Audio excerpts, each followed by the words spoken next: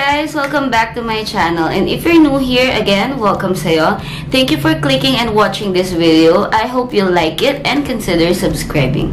For today's video, ang gagawin natin is a review and first impression of this Hold Live Light Matte Lip Glaze. Ayan, yun yung nakasulat dito. Ito siya guys. Ang ganda. Ang ganda ng color ng packaging niya. Tapos pati yung mga lagyanan niya. Ayan. Yung glaze talaga yung style nila. Bali, nabili ko to for 420 pesos. Actually, yung original price niya is 500 pesos. Kaso, dahil first time akong mag-order sa Shopee, nagkaroon ako ng voucher na maliles pa ng 100 pesos yung order ko. And then, nakakuha pa ako ng isa pang voucher para magkaroon ng less 80 pesos para sa shipping fee. So, naging 420 pesos na lang siya. So, Hold Live is a Chinese brand. Nakalagay doon, product ng China, ang Hold Live. Tapos, ganun din, sa likod niya, ayan yung mga nakasulat. Maraming mga Chinese characters. May konting English din. Bali, ang nakalagay, design the brush head, easy outline, create your lip shape. Light water embellish quality of a material. Mist makeup effect, not easy decolor. Easy hold makeup, build exclusive double lips that let a person move. Siguro dahil tinranslate lang nila to sa English, kaya medyo merong mga words or mga sentences na parang hindi ko mag-gets. Like yung exclusive double lips that let a person move. Pero anyway, nandito rin yung mga ingredients niya. Tapos dito sa baba, merong nakalagay na ayan, na date. Sabi, 2022-01-18. Hindi ko alam kung yun yung expiry date niya, pero baka yun. I-assume ko na lang na yun. So, open na natin. Pag in-open siya, ito yung laman niya. Ayan. Ayan, diba? Ang ganda ng lalagyan niya. Glaze talaga yung style niya. Kahit yung ito, ayan, hindi siya mukhang mumurahin. Maganda siya. Bale, eto sila guys. Ayan. 5 pieces na lip glaze. Ayan. Yung shades nila, hindi nakalagay dito actually. Nakalagay lang 501 hanggang 505. So, ilalagay ko na lang yung picture dito ng mga swatches and color nung mga lipstick na to. Dun sa pinag-orderan ko. Ayan. Ang 01 is brown red. 02 is orange red. 03, tomato red. 04, yung fancy ruby, which is yung sabi nila, yung Fenty Beauty na uncensored. And then yung 05, yun yung Choco Jam or Armani 200. Ayun. So, dito sa picture, parang ang lightest color nila is yung 03. Yun yung tomato red. Kaya yun yung una nating itatry. Bali, ito yung 03, guys. Ito yung tomato red. Ayan. Usual doe foot applicator. Tapos, medyo malambot. Nabe-bend siya. So, swatch natin. Ayan siya. So, ayan siya. Parang hindi naman ito yung lightest. Parang ang bright pa rin niya. So, try na natin.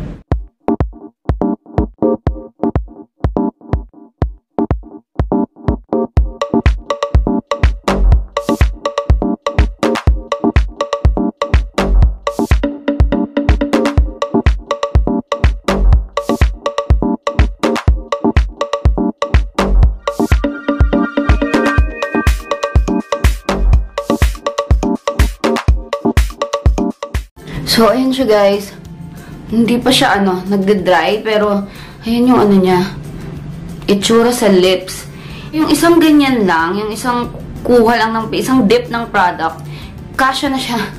Tapos yung feeling niya hindi dry. Ayan hindi rin siya mabigat. Merong feeling na na meron kang lipstick, pero hindi siya mabigat. Para sa akin hindi siya heavy sa pakiramdam. Oh my God. Ang ganda niya. So, ayun, na-try na natin yung 03, guys. Akala ko yun na yung lightest shade based dun sa picture, pero parang medyo dark pa rin siya. Ngayon, magsa-start na tayo from 01 to 05. Ayan. Siyempre, puwera na yung yung 03. Ang 01 is brown red. Yun yung shade niya. Ito, 01. Ayan. So, swatch natin. Dito. Ayan siya. Ayan. Tapos may amoy sila, yung parang flower scent, parang ganon. Mabango naman siya, hindi naman pangit yung amoy niya, pero yun nga, parang flower yung scent niya.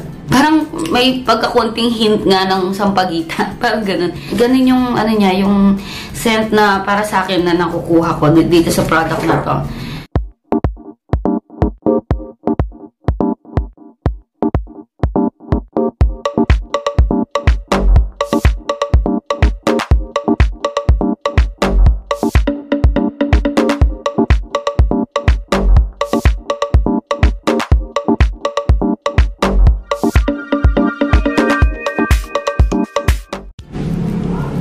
Ito yung 01, which is brown red. Maganda rin siya, guys.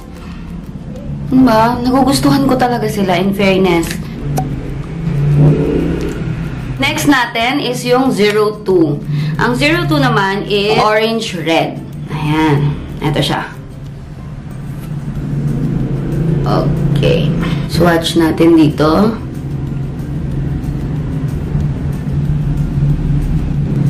Ayan siya, guys. Parang hindi naman magkakalayo yung mga colors nila. Ito, ano siya, may pagka-orangey red. So, try na natin.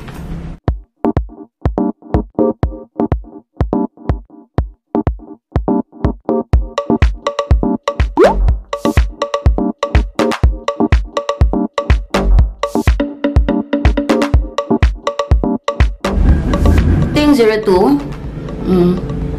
Orange red. Maganda sila. Ayan. Dapat sa 04 na ako. Kaso naisip ko, doon ako pinaka-curious kasi ang nakalagay doon, ang claim is, yun yung parang kagaya nung Fenty Beauty na uncensored. So, yung, at saka based doon sa picture, parang talagang red siya. Na deep red yung color niya. Kaya naisip ko, yun na lang ang i-wear test ko. So, yun na lang ang ihuhuli ko na isuswatch at itatry sa lips ko. Para diretso na. After nun, wear test na tayo. Try na natin yung 05. Medyo namumulan na banda dito yung labi ko. Tsaka dito sa, yan sa ilalim, sa may bandang baba ko na. Medyo nahirapan ako magtanggal dun kay 02. Parang ang bilis niyang natuyo compared dun sa ibang shade. Hindi ko lang alam kasi hindi ko pa natatry yung 05 and 04 nga. So, dun na tayo sa 05. Yung 05 naman is yung Choco Jam. Ang claim naman nila is Armani 200 daw yung kagaya ng color niya. Ayan. Ayan. Dito ko na lang ilalagay sa una. Ayan siya. Ito siya, guys. Ayan.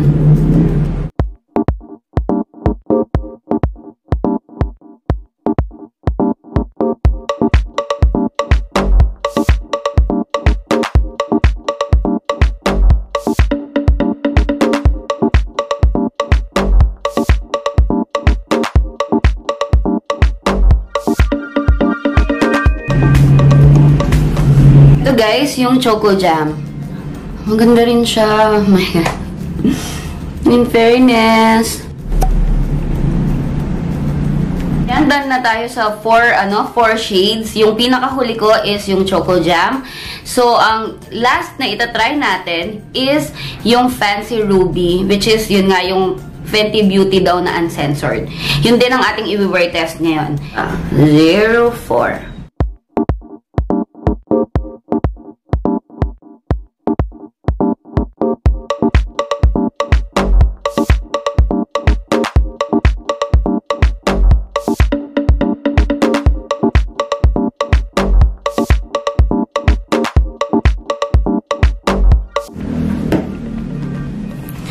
Ayan siya, guys. At sa sobrang excited ko na itry siya, hindi ko na siya na-swatch dito sa kamay ko. So, ihahabol ko na lang. Ayan siya. Ang ganda ng kulay niya. Gusto ko yung mga color kasi para sa akin mas gusto ko yung mga deep yung color, yung mga medyo dark instead of super red na very bright red. Mas gusto ko yung mga ganito. Ayan,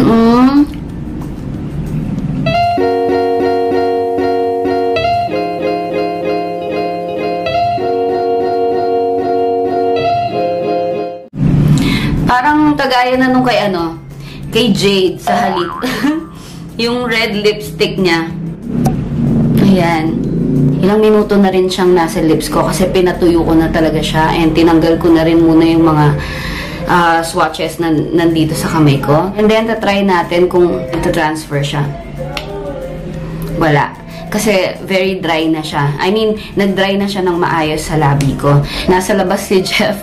I think yung pinapanood niya is yung That Thing Called Tadhana. Nandun siya, nakaharap siya sa computer niya pero medyo malakas yung sounds. Kaya naririnig ko hanggang dito. Kaya kung maririnig nyo, pagpasensyahan nyo na rin. Hindi pa niya nakikita niya yung labi ko. Sigurado yun matatawa pag nakita niya nasa bahay lang ako. Pakak na pakak yung labi ko. And sigurado tatawa yun. Sabi ko naman sa kanya, mag-wear test nga ako nitong Hold Live na lip glaze na in-order ko. So, ang time natin is, ayan, 2:06. So, hindi pa kami nagla-lunch. Papakita ko kung ano yung kakainin namin mamaya para matry nga natin tong lipstick na to. Hindi pa kami nagla-lunch and then, itatry ko to hanggang mamayang gabi. Mamayang gabi ko na siya tatanggalin. Pero, from time to time, i-update ko kayo kung ano nang itsura niya sa labi ko. Ito yung lunch namin. Nag-init na lang kami. Ayan. Kasi pag di pa namin kinain yan, hindi na yan makakain. Nasa stock na siya sa ref. Sabi ni Jeff, pulang-pula daw yung labi ko. Gutom na siya. Kakain na kami.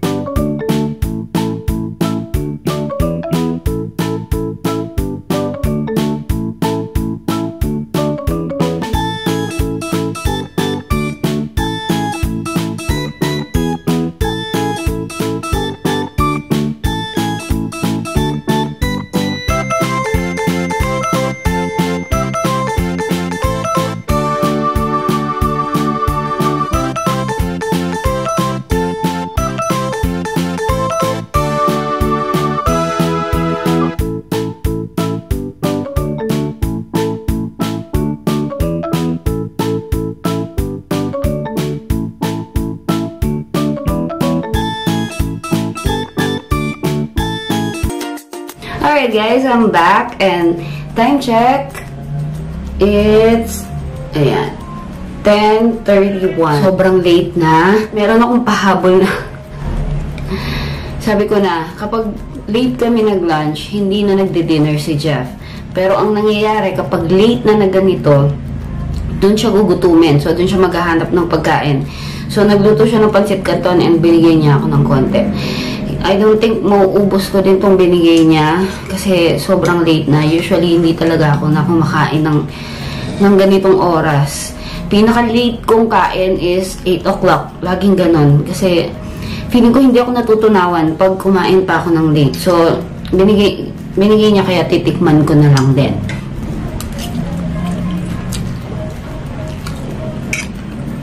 Yan, actually, naubos ko siya.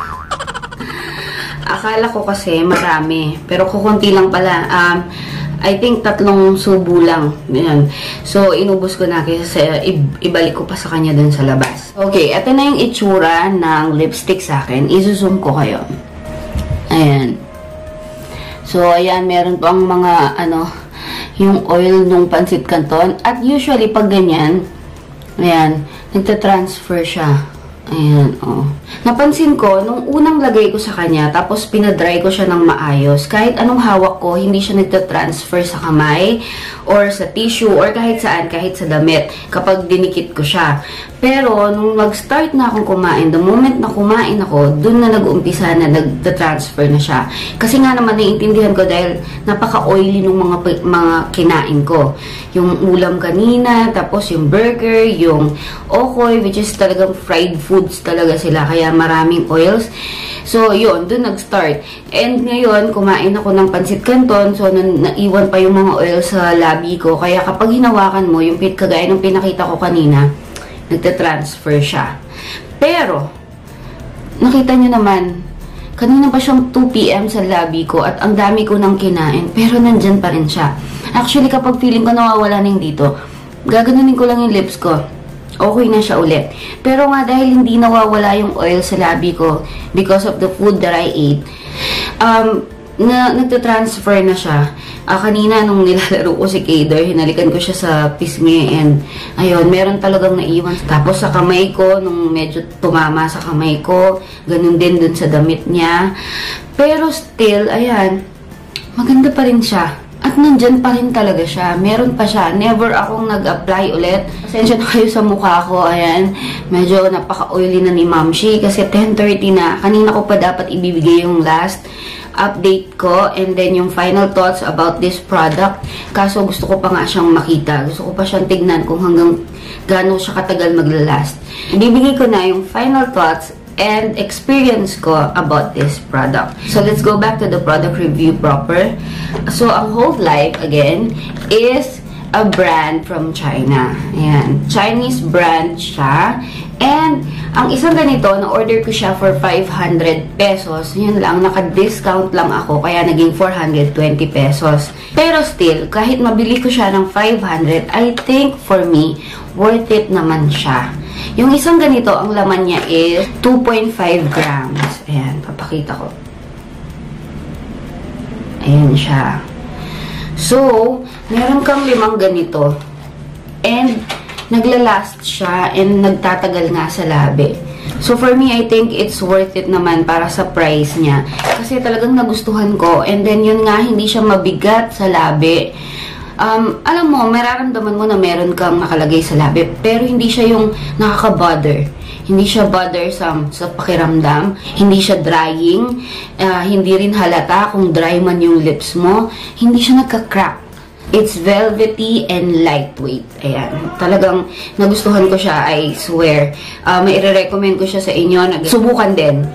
So, ayan na guys ang ating review for this product. Ang Hold Live Matte Lip Glaze. Sana na-enjoy nyo ang review na to. Kung meron pa kayong gustong ipa-review or ipa-try, i-comment nyo lang sa baba. Please give this video a thumbs up and do consider subscribing on my channel if you haven't. Maraming salamat sa panonood guys. I'll see you on my next one.